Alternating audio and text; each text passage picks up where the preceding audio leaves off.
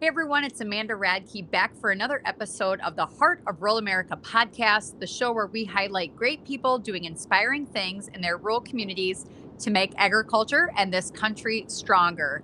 Today's guest is a repeat guest who, anytime he's on the show, people kind of pay attention and listen, and I always get some great feedback on it. I'm quite certain if he came on every week on the show, it would double my views. So I'm just going to throw that pitch out there, but I think it'd be hard to get on his calendar to talk to him every week. But Chris Earl, you guys know him, you love him. He's with CK6 Consulting. Welcome to the show. Thanks, Amanda. I appreciate it. That's way too much. I don't have enough interesting stuff to say every week, so I guarantee you that much. Well, I always figure we get into some interesting conversations that I'm like, if we were only recording this would be great stuff. So full disclosure, probably be unemployed at that point. So both of us. Probably. Well, we didn't have a plan for today's show, although I'm sure we could take this in a lot of different directions. But just to kind of bring you guys up to speed, if you're not familiar with my work with CK6. So CK6 Consulting has a purebred Angus specialization. They've done about $200 million in sales here in the last 5.5 years, and no intentions of slowing down anytime soon. Chris is the founder, him and his wife, Krista. They've got 6 kids. They run Reverse Rocking Our Ranch there in beautiful New Mexico. And Chris and I met a couple years ago when I was kind of in a career transition phase, leaving Beef Magazine and trying to find my place in the world. And quite frankly, it's been quite a blessing to land in the CK6 corner, not only because I love working with the genetics and meeting the people and the families and the work that we do, but because it has emboldened me and given me some great confidence to continue to fight for farming and ranching families. And the reason I say that is because Chris Earl is one of those people that's just constantly reminds me to pay the cost for telling the truth and to just stick with it. And so, Chris, I kind of thought that maybe we could talk a little bit about faith and sincerity of purpose in the cattle business today. And I know that's a cornerstone of your life. And you had told me early on when we had first met that, at the end of your life, it's not going to be cattle that you think about. It's going to be, who you've impacted, what you've done for Christ. And I guess I'd like to hear more about that, because it's kind of a rare thing anymore. People keep their faith to Sundays, and then the rest of the week, it's like we focus on business. It's like a separate thing. But how have you incorporated your faith into everything you do? Well, first of all, Amanda, look, I'm the biggest sinner I know. Okay, I want to start there. The stuff I don't do, and the stuff I do, I have everyday regrets, or most days that I try and recover from, through the witness of Jesus Christ and the love of Jesus Christ. And, there's one thing I've never tried to do, and that is change the truths that I believe he left St. Peter. And those, the last 2 years of his life are really my personal life and my business, which, I don't separate. And, so they guide my judgments. They guide my judgments on everything I do. I fail at them on a regular basis, but I try and recover. I try and get back up. I try and confess, and I try and do what the Holy Spirit on a regular basis that I feel on my shoulder tells me to do, and that is including, paying the cost for what I believe. I think for the people that know me or follow, kind of CK6 and bid on beef and those kind of things, reverse rocking R, I'm not ashamed. I'm not ashamed of being a son of God, and I think I have an obligation to speak His truths and to witness to what are sometimes very difficult paths of life to follow, and because people don't like it. People are intimidated by the truth. People not intimidated by Chris Earl, not intimidated by anything that I do, but when you voice and speak, some of the hard truths that Christ left His people, it's triggering.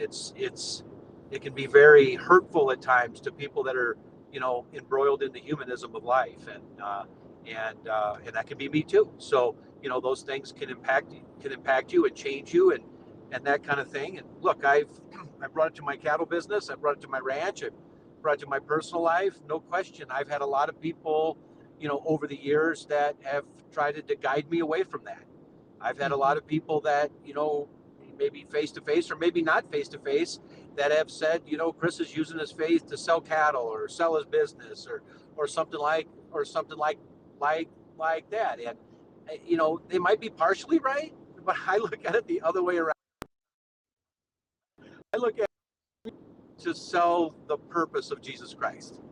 And that is, I can only do that by having a relationship with people. And that's what my full intent of life is.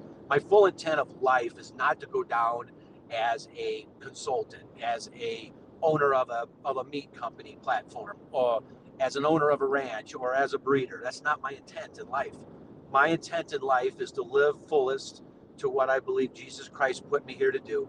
And that was to spread his message of love, joy, and redemption.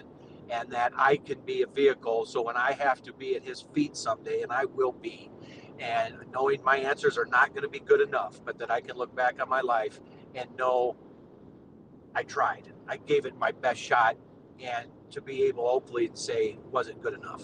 So that's my intent.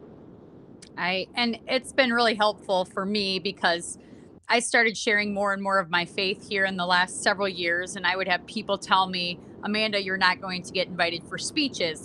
You're going to alienate people. It was like, it was more important to these people that I was popular and liked and well known and getting clicks on the algorithm than it was for me to speak the truth that's dictated by my faith and devotion to Jesus Christ. And yet, I found almost the opposite thing has happened. I mean, sure, there's been opportunities that have been taken away. There's been people that haven't wanted to work with me. There's been people that have been, it's off-putting to them when you start talking about your faith. But on the flip side, I'm getting more speech invites than I've ever gotten. I'm connecting with people in a way that I haven't before, on a real level, not a superficial level. And the Lord just continues to bless and guide my life and bring people into my life like you and Krista that gives you that affirmation of you're on the right path. And in agriculture especially, I've noticed a theme with, corporate agriculture and these conventions I go to. It's like they don't want to talk about that at all. But yet the members, the attendees, the families, there is no way that you can do production agriculture without faith. This thing is too hard. It is too hard. There's too much suffering in it unless you have faith. Do you think about that, like when you're out running on the desert, taking care of cattle? There's no question, Amanda. I mean, if I, and it's one reason that you and I and a lot of people out there have had a very, have had a very pro producer stance, is that we see that this way of life impacts people through the message of Jesus Christ because it has people. I mean, that's who is in the middle of rural America. When I deal with rural America people, I'm not, where a corporation is soulless. Chris Earl is not soulless. I have a soul. I want to impact my soul, and I want to impact my soul by helping great people. And when efficiencies and dollars and all those things become greater than the people, we have a problem. We have a problem. And that is, for me, where, strength or whatever you want to call it, I don't know what it is, but it doesn't allow me to keep my mouth shut when I see people impacted by a machine that is focused on margins, that is focused on, look, I got nothing against profit. I'm a capitalist, Amanda. I'm as competitive as anybody. But when the profit's good enough, it's good enough. But when the sole focus is to come in and make more, and the way you make more is by displacing the way of life that brings people the commitment and the sacrifice of making the earth from grass to protein, when you start impacting that people, then Chris Earl would like to be in the way of that, simply. And if I lose it all because of it, well, that's really what Jesus Christ wants me to do. He wants me to lose it all for him. So as people like warn me, threaten me, tell me, what they don't really understand is my intent is if, sticking to what I believe the Holy Spirit speaks in my ear on a daily basis, is to lose it all, then I'll lose it all. Mm-hmm. I'll lose it all. Mm-hmm. And because I know my reward for that will be greater than anything in my bank account, anything in my pastures, anything anywhere. My reward will be greater because I held Jesus Christ higher than anything. And that's my goal. And that really gets to be a challenge in agriculture when your ranch or your business becomes your idol, or it becomes your identity instead of your identity in Christ. It starts to skew things a lot. I think, it's so funny. I feel like we have to like roll it back a bit because we went from like 0 to 100 real fast, like no even We never intro. do that. Yeah. People are probably like, what are these two even talking about? But let's give a Right. real world example of this. One example I know we've talked about in the past is like the Green New Deal, the humanism or the anti-human movement of really dialing down people not into made in the image of God, but into their emissions. And it's starting with cattle, but it's going to people too. And I think it's one of the things I get pretty fired up about. I mean, people know I'm pretty embattled right now in a carbon pipeline fight that's happening in my backyard. But the reason for that, and I've said this in speeches in my backyard in front of friends and neighbors, is because number one, the Green New Deal is based on the premise of a lie that our emissions are somehow a problem and that every burger we eat and every gallon of gas we put in our vehicles should be giving us a score. Well, the only way you're net zero is if you're dead, and God promotes life. Life is what humanity is all about. So it's based on the premise of a lie. You're not caring for your neighbor when you're reducing them to an emission so you can get a profit. And really, it's these big corporations coming in and saying, I'm going to use taxpayer dollars to enrich myself, and I'm perfectly fine with pushing families off the land. And I guess you could probably give a different perspective, but on this whole emissions thing, on this whole Green New Deal thing, how do you look at it from the lens of faith? It's the greatest fraud perpetuated on mankind ever. Yeah. And let me tell you how I see it. Its roots, its derivatives come from population control. Yep. And that is anti-life. Mm-hmm. And it is a godless, it is a vanity that, especially for people, I think, in rural America, as you deal with days, most days in rural America are days you have zero control over by the weather. You have zero control. And you know you do.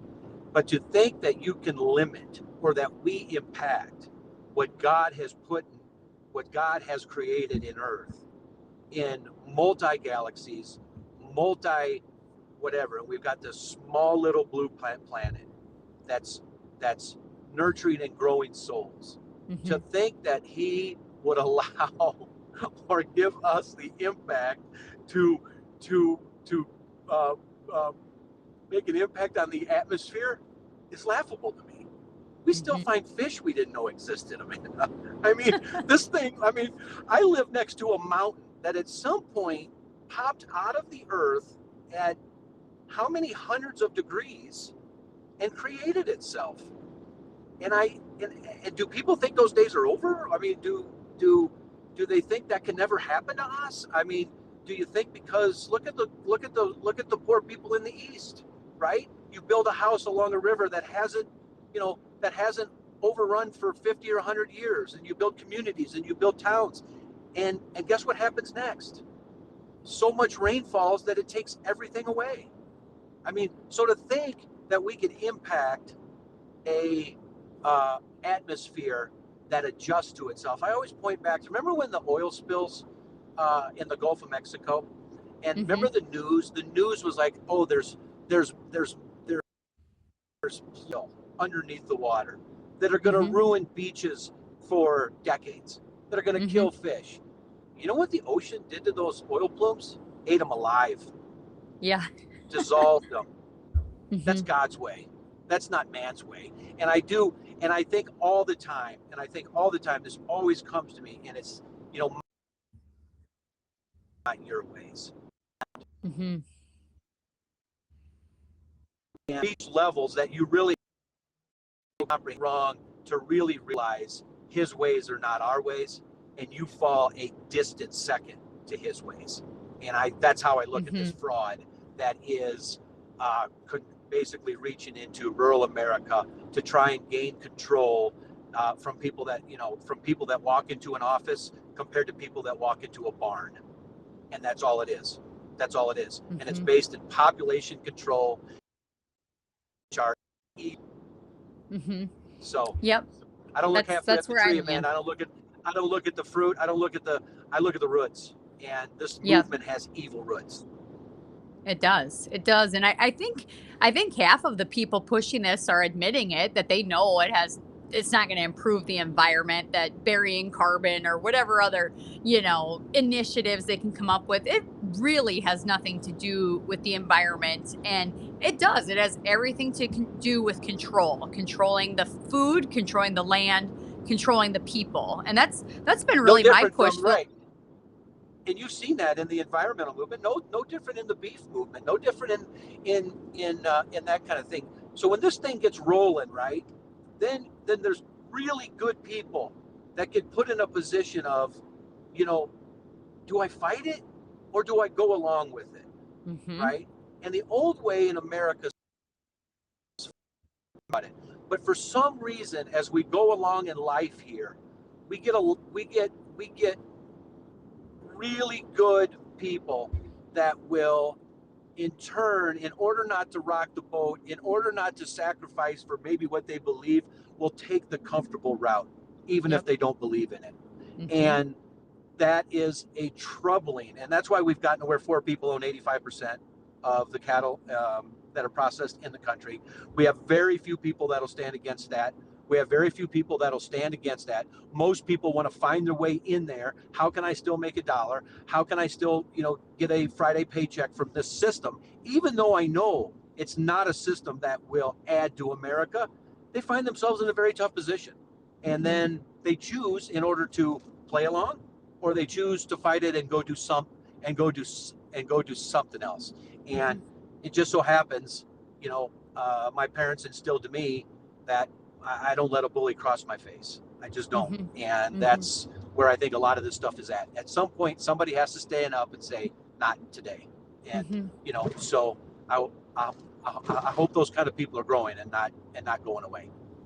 Yeah, it's a good mix. I mean, I speak on the road all the time talking about the devil being in the details of these things, and good, strong men and women need to say enough is enough. This is ridiculous. We're not going to go that way. And yet that's the way of the associations and a lot of the organizations are going. They're bending the knee to what I believe is a pagan religion. And it's the ESG scores, your environmental social governance, it's the DEI, it's all of these metrics that have nothing to do with being a good steward of the land and the livestock and serving people. And yet the brainwashing, starting from a very young age, even in our public school system, is telling people this is the way. I recently heard he was a CEO of an ethanol plant that said to me and other ranchers, he's like, well, what are you going to do? Are you going to ignore the market signals that are telling you need carbon neutral beef? Are you going to be like Blockbuster and be a dinosaur because you refuse to answer what the consumer wants? To which I would say the consumer doesn't want this, but the government, carried by the media, is telling people that's the way. I mean, you and I, we're running this great platform, Bid on Beef. We have not once been asked by someone, is this a carbon neutral hamburger? You know what they're asking? Is it high quality? Can I trust the family? Is this a good product? Is it flavorful, tender? Does it marble? Can you ship it to me? I mean, at a base level, people want food they can trust, that's nutritious, that tastes good, period. And we're getting so far away from that.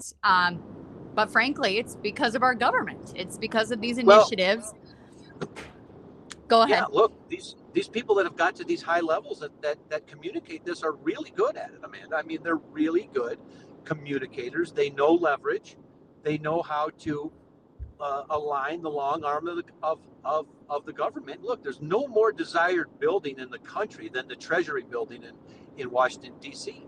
And there's a lot of people that know how to tap that thing.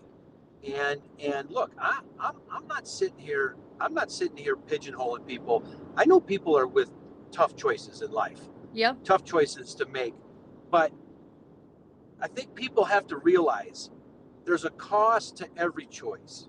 And when you make a choice in business, it does impact other people. And you can't be appalled, or you can't be, laugh off or whatever when people have an opinion. And that, for me, that's all I want. I've run in the minority most of my life, Amanda. I just want the debate. I just want the debate. I saw something on Facebook the other day, where they're calling really now for all these beef organizations to get together, and I'm all for it. Let's get to the debate. And they got to coincide. We got to coincide around some issues, but the bottom line is there is only one issue. Everything else we can try and fix, but until 4 don't own 85, you know what? There's not a lot there. There's not a lot there. It impacts every part. When you don't have a true market, when there is not a contending bidder, then you don't have a true market. Right. That's just the market, and the auction process and those things bring stability to the market, because people look at it and they say, look at all the people bidding, right? Look at all the people that desire that. That brings a true market. That brings people confidence. But when people can only look at special deals, when that's all they see from their ranch, when that's all they see from their hills, that doesn't instill confidence. And the amount of people exiting this business, as you quote many times, tells you these people don't have confidence. And these are the people that have the financial risk, own the land, and have done this and are really the base level of where the cows need to run. The cow is the factory. We cannot create beef without a cow. And cows are simply the only one right now, the only bastion of individualism, because you can't dry lot cows. You can't. It's impossible. It's not a model that works, that'll raise enough beef. So it's an interesting time. I don't know where all this is going to go. I'm going to fight for producers and entrepreneurs, and I think those boys and farmers, and I'm going to fight for them. I'm going to go down swinging, because I will not capitulate to the corporate model. Just won't do it. I really genuinely believe one of the last free demographics, independent, sovereign demographics of people in this country is the American cattle rancher. And we have a few distinct choices. And I don't know if any of the associations really ever agree with me, because they see the industry in different ways. But for me, I hear from, one side seems to want to capitulate and go along to get along, even if that's at the demise of the small and mid-sized family farm and ranch. But the other side wants to fight all the time, but then not ever really take ownership of the result. I could go to DC every day of the week and fight with Congress and get nothing done. And what I've said in the past to these guys is, yeah, we can still work on political solutions, because Lord knows we need to bust up the monopoly. We need to hold Brazil and other countries to the same standards that we have to play by as they're importing this beef and labeling it as product of the USA. We need to close those loopholes. But in the meantime, what is your choice? Is it to go broke? Is it to quit and sell out? Or is there another way? And that's why I like CK6, and I appreciate your vision for life, Chris, because you're not really the one that's going to sit on the sidelines and just wait for someone to come save you.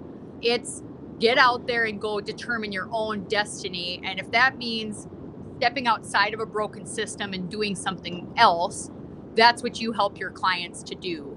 So I'd like you to speak a little bit on that mindset of, you see all these problems, but somehow you're always still optimistic. What keeps you optimistic, and what do you think might help producers that are maybe kind of uncertain right now? Well, I'm always optimistic because I only have one life. There's nothing past this, Amanda. So as I look back, I could be dead tomorrow. As I'm driving here talking to you on a podcast, my tire could go out and I could hit a tree, right? So I want every ounce of life to be on his behalf. And Mm-hmm. and that is, I have to keep. I mean, probably nothing gets me more excited than going than getting down, Mm-hmm. than losing, than failing. Mm-hmm. Nothing gets me more revved up to get up and go to the next moment than that. Mm-hmm. Look, I love the successes that I've been part of, but nothing drives me more than my failures. And I fail, you know, on a weekly basis, maybe a daily basis. I mean, there's a lot of things I fail, but those drive me because I'm not sitting there modifying.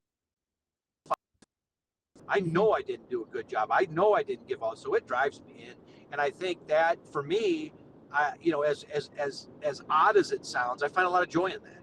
I Mm-hmm. find a lot of joy in that I'm picking myself up, and we're going to the next challenge. And Mm-hmm. that's what I want my family to see. That's what I want my grandkids to witness. My clients, all that stuff is look. I'm not going to let anybody except Jesus Christ and Mrs. Earl tell me what to do on a daily basis. I'm going to be a entrepreneur. I'm going to find a way, and we're going to win at the end of the day. That's what we're going to do. And if there's anything, like you opened the segment with that in rural America, in our type of climate, in our type of marketplace right now, you have to be glass 99% full. You have to be, Mm-hmm. or this thing will eat you alive. I see people exit this business every Mm-hmm. day, and it's because this business has broken them down to glass half empty. And this is a Mm-hmm. very challenging way of life to attack. So, you mentioned bid on beef. You mentioned we've done a lot of marketing things. There's always a way. And I'm not saying that we're not in a poor marketing situation because of the monopolization and as it trickles down through the cow herd and the market. But there is ways around it, because if you believe in people, if you believe in your product, I think you can marry those two together. And there's always a way to maybe not change the society, but change your circumstance and the people you love's circumstance. And I think that's what we stay focused on. I think that's what we do good at. And until I exit this way of life, that's the way we're going to be. Mm-hmm. Yeah, I think that's really been the most rewarding part of CK6 and Bid on Beef is being able to be a part and help other people. And quite frankly, like we're both in the thick of it in the cattle business ourselves, so it's relatable. Like it's nothing we haven't gone through ourselves.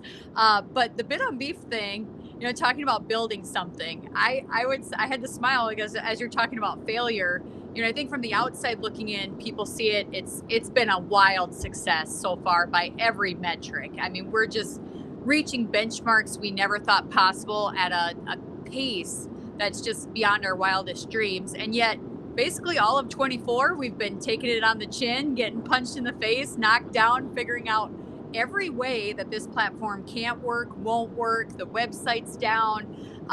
But I think the secret to success has been every day we get back up and say, we're going to fix this. There is no such thing as a wall. It's just a pivot and keep going, keep learning, fail fast and keep moving forward and learn from those mistakes. But probably one of the hardest parts for me on Bid on Beef is, Chris, we're pushing 200 people that have wanted to be on this platform. And the hardest part for me is turning families away that I feel maybe don't fit our metrics or are kind of the niche we fit. Because to me, it's quite evident that America's cattle producers are looking for an option. They are looking for marketing opportunities. And I am really proud to say Bid on Beef is one of those marketing opportunities. But could you kind of speak to how we're trying to serve people, both consumers and the producers, through this platform? Yeah, no question. I think I'm with you. It's tough telling good people, having those conversations, right? That as people look to want to be on the platform and want to be part of it, it's that honesty part is, what can we really do for you? We could take our percentage, but are we really going to help you, right? And I Mm-hmm. think it goes back to when I was in seventh grade, man. I mean, I remember down at me 5'4", 80 pounds. And he looked down at me and said, you're too small to play. You're too small to play this game. And from that point on, I wound up knowing I had to get better. I mean, you could have quit. We could. I could have quit and found some, but I want to play in Division One football. And to this day, I always have that as man looks at that as maybe a bad thing today, that a coach would say that to a young kid, I actually look back on it was the best day of my life, Mm-hmm. because it actually has spurred me on today to be a father, a husband, a grandpa, a friend, a son, and to be better, to get better. And I think, so as we these people come into the beef thing, and we have these talks, and we are coming to them from a level of what I think is a level, I hope, of expertise in marketing a product to a consumer. Is we're not giving them, we're hopefully giving them an advice to, maybe you're not ready quite yet. Mm-hmm. Yep. Maybe take a peek at some of these other operations that are really smoking it right now and doing a great job, and become their competitor. Mm-hmm. Competition heals everything. It Mm-hmm. heals everything. And I think it's a must in the marketplace. We've built that into the platform. I love it from the consumer end. And we got a sale going on right now, Amanda, and I got to get on after we get off here, because I got a golf outing with my college buddies this weekend, and of course they're all looking to Chris Earl to bring the beef, so I got to buy beef tonight to get shipped there. So I got to compete for it, right? I mean, I it's either I win tonight, or my friends razz me for 3 days. So I got to win. I don't think that's an unusual circumstance. And I want to be able to get a great product from great people, put it in the marketplace, and have both sides, both the people that offer it and the consumer, fight over it. Mm-hmm. And I think Yep. that's the American way. Yeah, and I think what we've learned through consulting, both on the seed stock side, obviously, but also the bid on beef side, is that everybody's at a different spot in their beef cattle business. But I constantly tell people on the bid on beef side, treat it like your bull sale. What's going to make people want to buy from you? It's your story, it's your values, it's your product, it's the quality, it's the photos, it's the videos, and really, most importantly, I believe it's the relationships. So these ranchers on bidonbeef.com are making genuine connections and relationships with their customers. And they're buying much more than beef. Of course, the beef has to be top notch. But I believe they're buying like Texas Beef House. They're buying from the Duvals because they trust the Duvals. They've gotten to know the Duvals. So knowing that, if you're in the beef cattle business listening to this, your story, who you are as a human being, is more important than you know. And your ability to communicate that and connect with people you want to serve can be a profit driver for you. But what you're saying, it's 51% people, 49% genetics in this business. Yep. You see it No over and over question. again. I see it over and over. I see it in the beef thing. And there's a lot of people, there's thousands of people that I come across that would rather support people of like mind, right? Mm-hmm. That have the same products as Walmart or the same products as wherever, but they would rather pay more to support this way of lifestyle. Mm-hmm. Steve Stratford, our friend, support the people that support you. There's still a Mm-hmm. ton of people out there like that. And if you get a great experience, a great product in the middle of that, that is the key to running a good business. That's the key to marketing. Sincerity and product. Sincerity and product, when you marry those two together, there is a large part of this country, that's how they grew up, that's what they know, that's what they want to support. And I think that's from our cattle on our beef side, to our genetic side, to our platform side, to our CK6 source on the bulls. That's the only way that I know how to do, to advance in the marketing of it, and to marry those two, I think brings you a great clientele, and it brings you a great customer base, and you just got to trust it. You got to take whatever it is. You got to pay the cost. You got to start, if it starts slow and ramp up, get better, you got to pay the cost. Mm-hmm. And I think that's where a lot of our clients are digging in on the beef thing. Man, we are watching some of our clients get better sale to sale, Amanda, and Yep. that's exciting. And I think that's exactly what needs to happen. I agree. Chris, we're kind of running down on the time, but this will air before the election, and obviously the world is just kind of uncertain. I mean, we just had Hurricane Helene. We've got an economy that's not too hot. We've got really a division in this country over what the future direction of America should look like. And I'm seeing that kind of in the mentality. There's almost just a hesitancy in the agricultural community of like, we're just going to hold our breath and just kind of wait and see. But how are you approaching, I guess, the election and behind? It's just business as usual, I know. But what would you say Uh, to those folks that are just kind of like driving their decisions by fear? so I think it's it's not the American. I don't. America was created with government as secondary priority. The people Hmm. are the priority. Hmm. So, the moment I start looking to government to solve my problems, Amanda, you might as well take me at that point. I might as well hit the tree at that point, because that's not how I live my life. I've never been more hammered down than I am right now. I don't Hmm. care who wins the election as it relates to my life. I do as it relates to the policies that will impact our country, but I don't care as it's going to affect me. My life is going to be my life when I get to the end. I'm not going to blame Kamala. I'm not going to blame Trump. I'm not going to blame my neighbor. I'm not going to blame whoever. I'm not going to blame uh, JBS. I'm not going to blame Tyson. I'm not going to do any of that. I'm going to take full responsibility for my life. How that goes is how I impact it through my own efforts and my own responsibility. And not that I don't care about those other things, I do, but it sure doesn't impact how I'm going to live my life at all, at Hmm. all.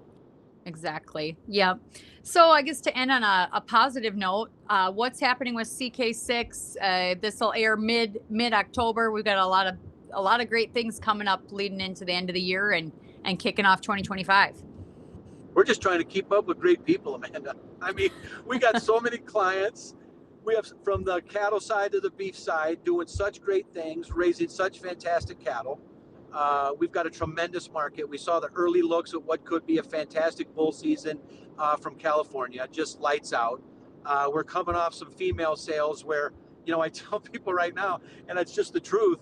We can probably sell a $25,000 to $50,000 donor quicker than we can sell a $2,500 heifer.